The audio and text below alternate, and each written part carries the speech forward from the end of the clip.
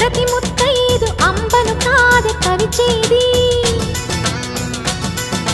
తన మదిలోని కలకలనన్ని అమ్మలకేగ తెలిపేది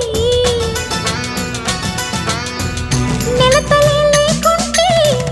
దేవుడికి నెలవేది భక్తులే రాకుంటే గుడికి ఇక వెలుగేది దయతోటి కుంకుమ పూలు అక్షింతలు